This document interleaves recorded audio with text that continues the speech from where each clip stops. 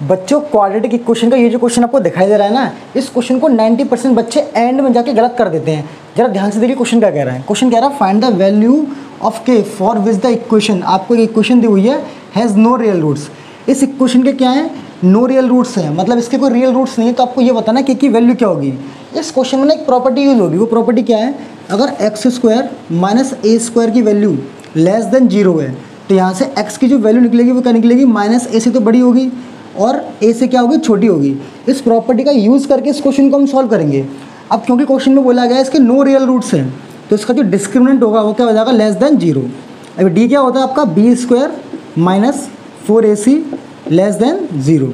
b की value कितनी है इसमें बेटा, 5k, तो करेंगे हम 5k का होल स्क्वायर माइनस 4a कितना है इसमें 1 और c कितना बेटा इसमें 16 लेस देन 0। अब बेटा देखिए कितना हो जाएगा, आपका हो जाएगा 25k स्क्वायर माइनस जी कितना हो जाएगा आपको 64 लेस देन 0। अब बेटा देखिए जरा, आपको इसमें k की वैल्यू निकालनी है, तो आपको k स्क्वायर का जो कोफिशिएंट है उसे 1 करना पड़ेगा ताकि हम इस प्रॉपर्टी को यहाँ अप्लाई कर सकें। तो देखिए अगर मैं इसमें से 25 कॉमन ले लूँगा तो यहाँ कितना बचेगा, k square minus 64 upon 25 is less than 0।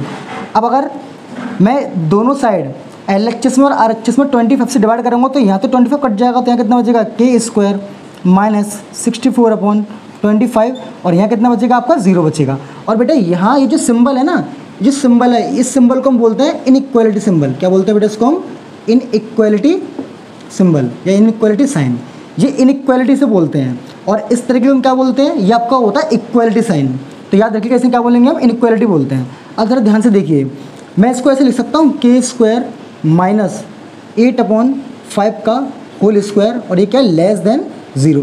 अब ध्यान से देखिए बेटा, ये जो है ना बिल्कुल ऐसा फॉर्मेट बन गया है, बस k की जगह यहाँ पर x लिखा हुआ है और 8/5 के यहाँ पर a लिखा हुआ है। तो इसका मतलब ये हुआ कि जो x की वैल्यू होगी वो क्या होगी, माइनस a से a के बीच में होनी चाहिए। तो ऐसे जो k की वैल्यू होगी वो किससे बड़ी होगी, माइनस के 8/5 से, और किससे छोटी होगी बेटा, 8/5 से। तो ये जो आंसर निकलेगा यही आपका करेक्ट आंसर होगा।